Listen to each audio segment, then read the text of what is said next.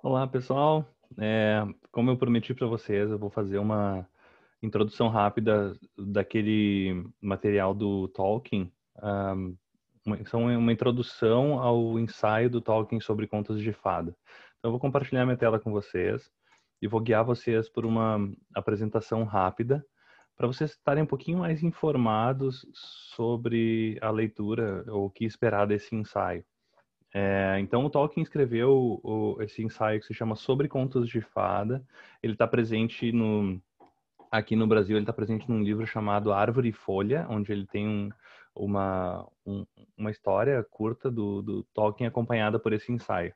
Então, esse material ele é muito útil para quem quer pesquisar especificamente a fantasia dentro da área da literatura fantástica. E é uma das fontes legais, justamente porque vem de um escritor de fantasia, não só um teórico, não que os teóricos sejam menos, mas ele tem um ponto de vista também pessoal ali, informado pela própria prática dele de escrita. Então, eu vou dar uma introdução rápida de alguns dos pontos principais que ele trabalha nesse ensaio, e quem quiser se aprofundar depois pode ler o ensaio inteiro, ou então ler a partir da parte onde ele fala especificamente de fantasia. Então, vamos lá. O primeiro ponto bem legal de considerar é que o Reino Encantado é uma terra perigosa. O que ele quer dizer com isso? Que as histórias de fantasia,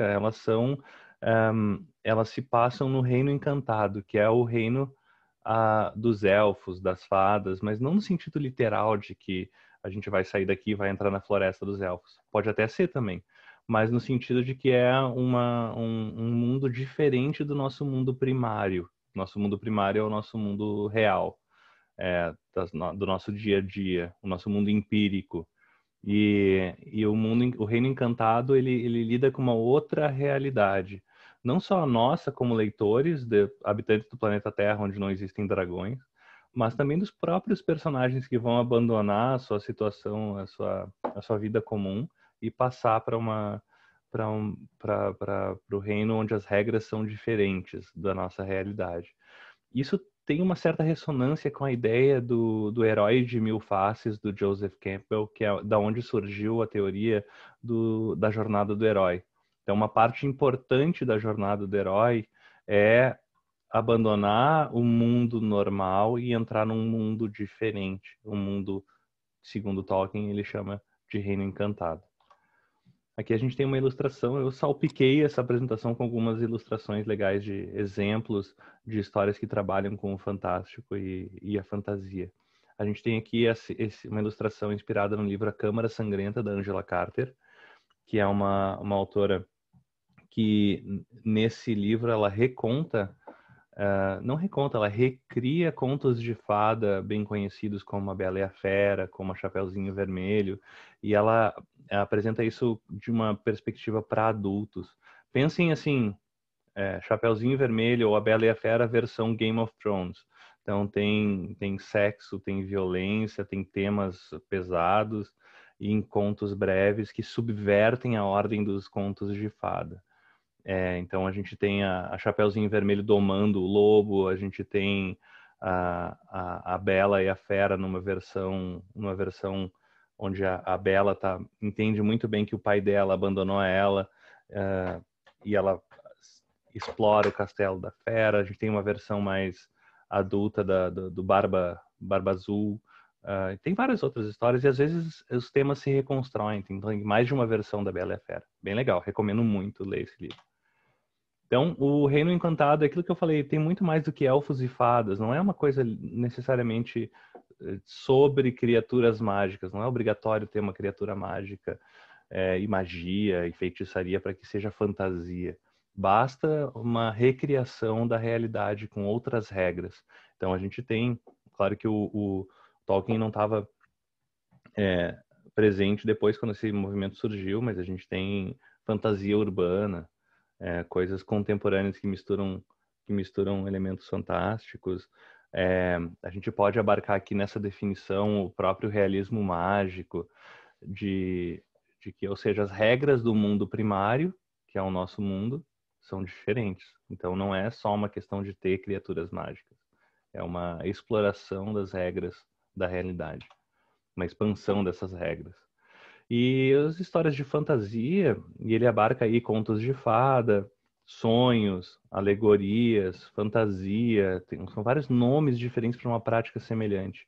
Então elas contam as aventuras dos seres humanos no reino perigoso, ou seja, além da segurança da nossa casa. Então é isso, a fantasia é sobre isso, é sobre um abandono e uma exploração das fronteiras da realidade. E os seres humanos vão se aventurar nisso. E ao fazer isso, eles vão estar refletindo sobre a realidade. Então, tanto os personagens da história quanto nós como leitores. A gente vai estar refletindo sobre a nossa realidade a partir da exploração das suas regras ou da subversão das suas regras. Então, não quer dizer que uma história de fantasia seja mero escapismo, é muito mais do que isso. Tem muito a ver com a nossa humanidade. Então, a definição exata que a gente vai dar vai depender da natureza do reino encantado. Então, a diferenciação o conto de fada é uma história mais voltada para crianças, é uma história curta, ela é fechada, tem uma moral ali no final. A fábula uma variação de conto de fada, onde a gente tem animais que falam e geralmente tem uma moral da história no final também. Daí a lógica dos sonhos, os sonhos são um reino encantado onde a lógica não existe da mesma maneira, então onde vale tudo, não existe uma lógica interna, pega a própria Terra-média do Tolkien, é um mundo cheio de regras. Tem fases da Lua, tem o tempo exato de viajar, o mapa tem uma escala, tem os reinos, tem as raças, tem as regras do que pode e não pode acontecer. Num sonho vale tudo. Então ele pode ser totalmente sem sentido, como no caso aqui é exatamente disso que eu estou falando. Como no caso da Alice no País das Maravilhas, que é um exemplo de nonsense ou absurdo, onde a história segue mais ou menos uma lógica dos sonhos. O que vai acontecer em seguida é totalmente inesperado e imprevisível. Uma hora a Alice é gigante, daqui a pouco ela é pequena, daqui a pouco tem uma rainha que é uma carta, tem um coelho falante, tem um gato invisível, e não são regras internas do mundo que existem ali, mas é tudo uma surpresa. E é claro que existe uma reflexão por trás, só porque as regras não são claras e o sentido da coisa não é aparente num primeiro momento, não quer dizer que seja totalmente inválido. Na verdade, tem várias reflexões que a gente pode fazer em cima da Alice no País das Maravilhas.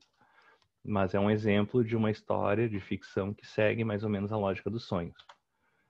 E ele diz que é essencial que seja verdadeiro, que a gente leve a sério, como criadores aí, pensando, que a gente leve a sério o que a gente está fazendo, que os personagens sejam críveis, que a história, que a trama faça sentido, que seja bem construída.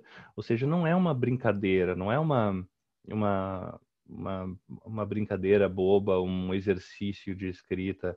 É uma história na qual os escritores acreditam. Então, é essencial que seja verdadeiro, que eu realmente esteja fazendo aquilo com uma grande paixão pela história que eu estou contando. E aí ele apresenta o conceito de subcriação. Subcriação é o processo de criação de um mundo secundário. Então ele chama de mundo primário a nossa realidade empírica, onde a gente vive, o planeta Terra, que tem as regras da realidade que a gente conhece. Nós somos, então, nós somos seres pertencentes a esse mundo primário. Se esse mundo primário foi criado por uma outra entidade ou não, isso é uma outra etapa, é uma outra camada de interpretação.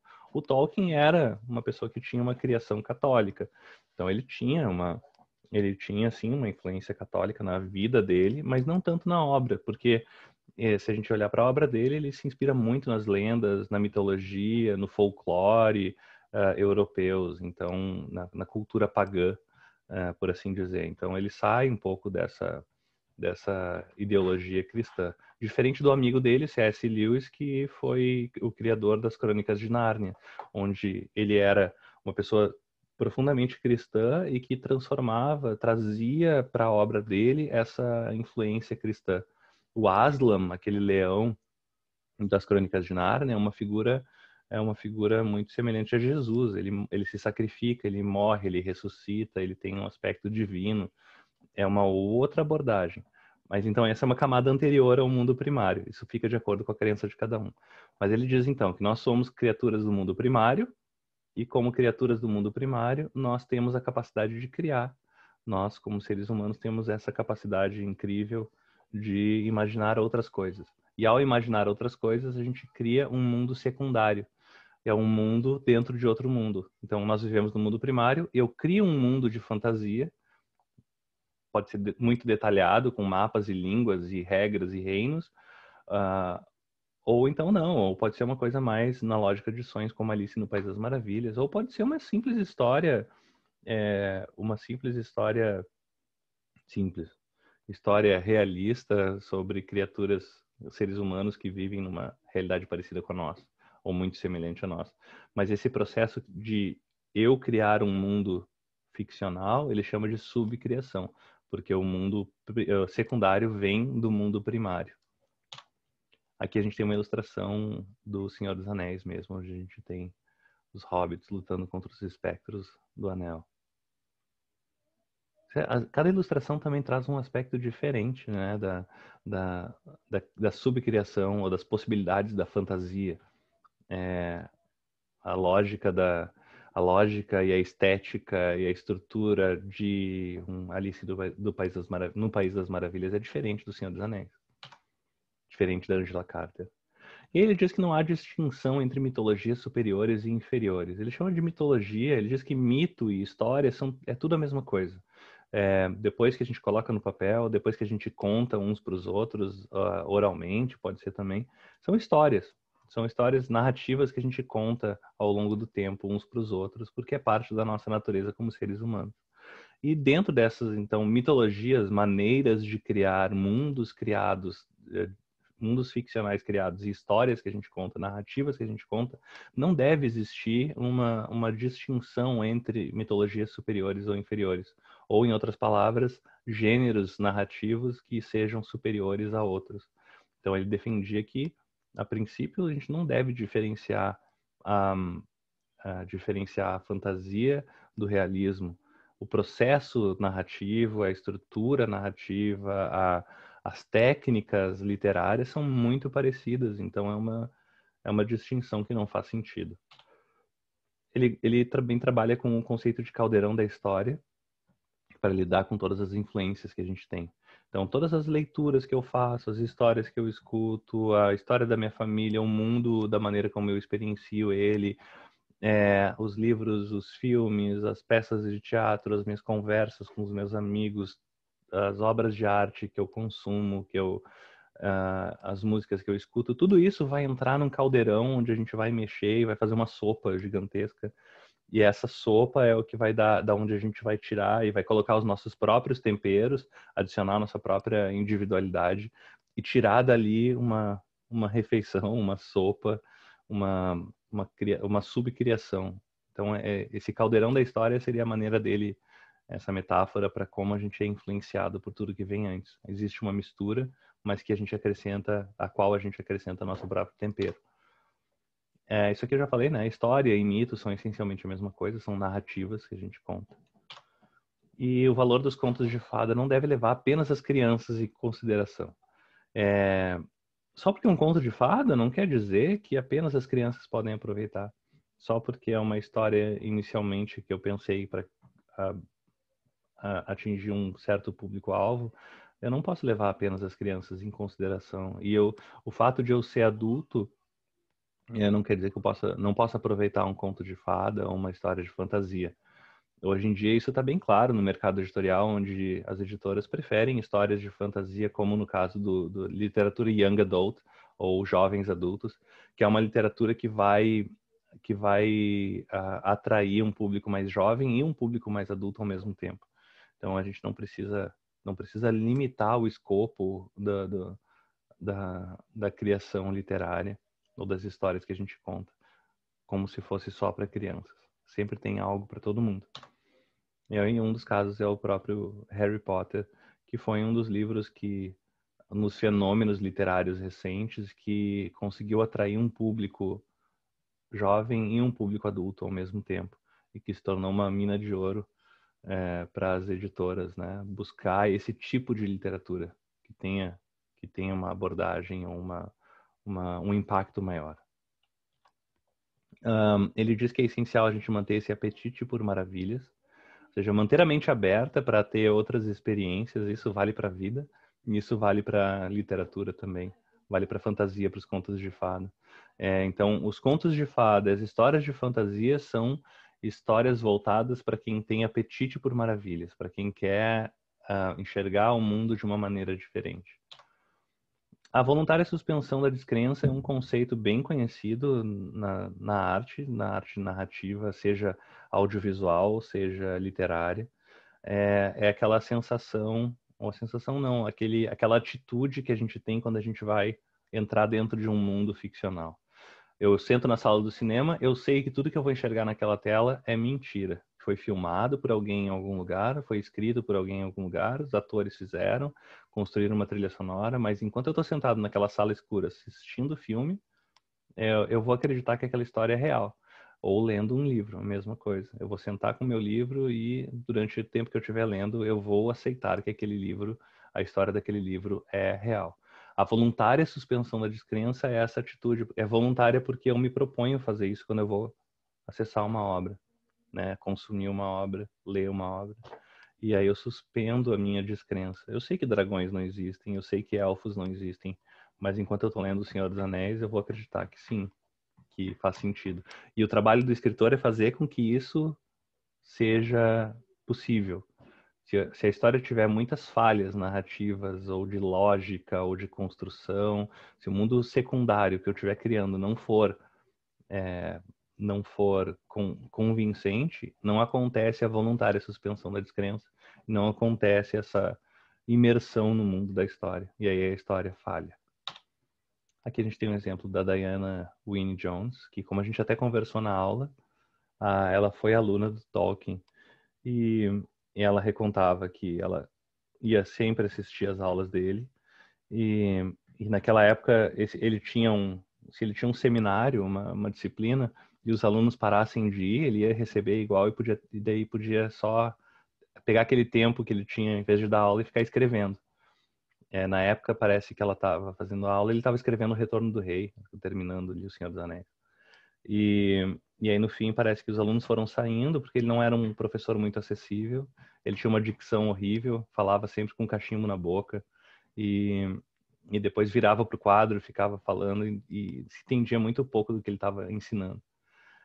Mas ela disse que o pouco que ela entendia das aulas dele era muito fascinante. Então ela ia até o final e aprendeu muito com ele. Se tornou uma escritora de livros de fantasia, como o caso do Castelo Animado, que foi adaptado para um filme do estúdio Ghibli também, chamado Castelo Animado, que é sobre um mago que presta serviços num mundo de fantasia e ele vive num castelo animado que anda por aí e que ele tem regulagens de que a porta pode abrir e pode estar em vários lugares ao mesmo tempo.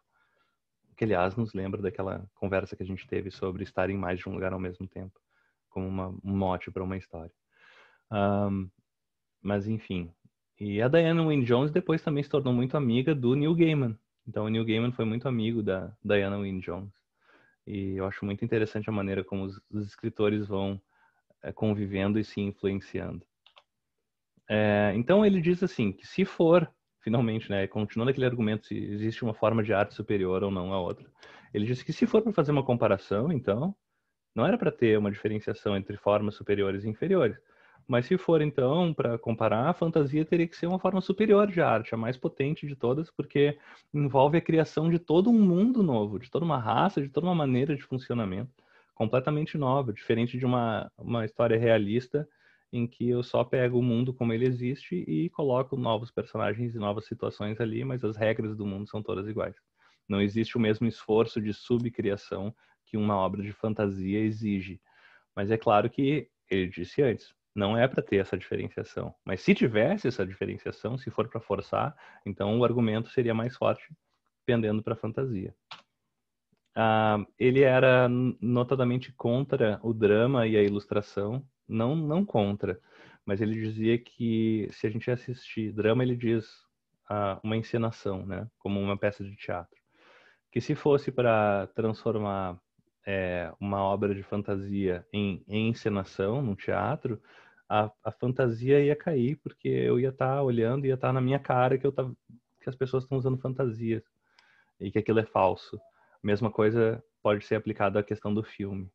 Mas é claro que a gente sabe que esse argumento dele aí não é muito forte. Afinal de contas, a indústria cinematográfica está aí hoje mais forte do que nunca, e os próprios filmes do Senhor dos Anéis foram um sucesso estrondoso. Então a gente acredita assim mesmo, a gente suspende a descrença e a gente acredita. E a ilustração também. Ele dizia que a ilustração acabava tirando o trabalho, que é o mesmo caso do drama. Tira o trabalho da nossa imaginação quando a gente está lendo. A gente não imagina do nosso jeito, mas a gente é forçado a imaginar do jeito que a gente está vendo na ilustração e no filme. Aí nesse ponto eu tenho que dizer que eu concordo um pouco com ele, que às vezes acontece, né, uma certa decepção nossa quando a gente imagina uma coisa na nossa leitura e a gente vai assistir uma adaptação cinematográfica ou uma ilustração e não é bem do jeito que a gente imaginava.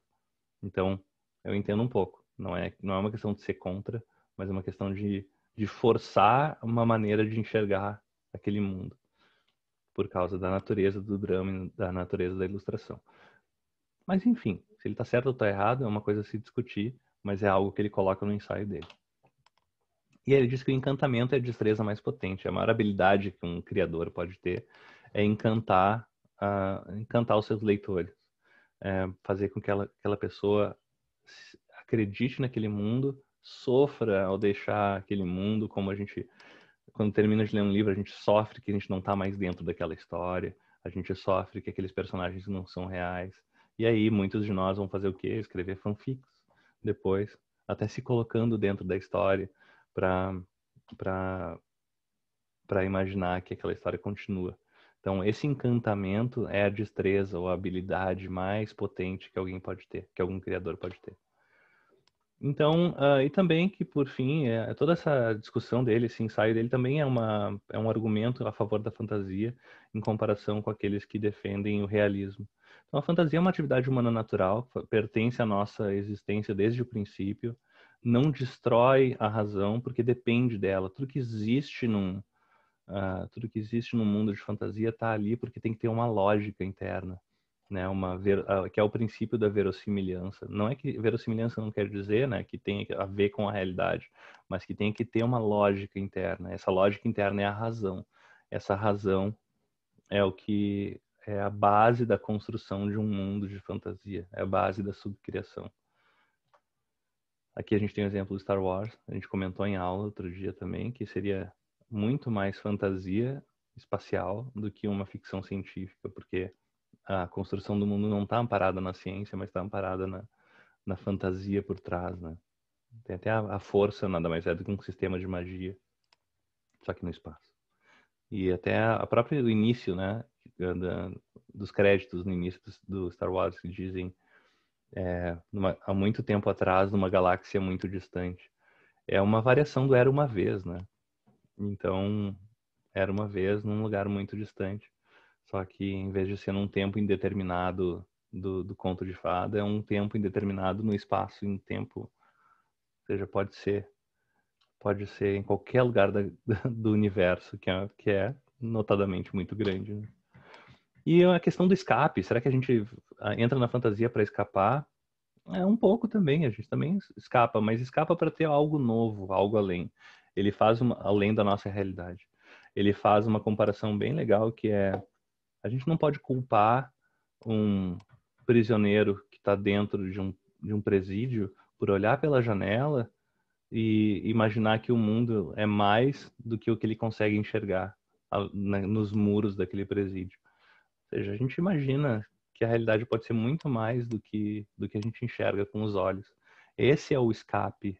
Na verdade, é um escape, não é uma fuga da realidade, mas sim uma ampliação dessa realidade, das possibilidades. E por último, a gente tem aqui como exemplo um dos mapas feitos pelo Tolkien para a Terra-média, com as anotações dele. E por fim, essa é uma introdução que acabou ficando até um pouquinho maior do que eu tinha imaginado. O ensaio dele é mais longo, tem mais conceitos do que esse. Os argumentos dele são muito melhores do que os meus.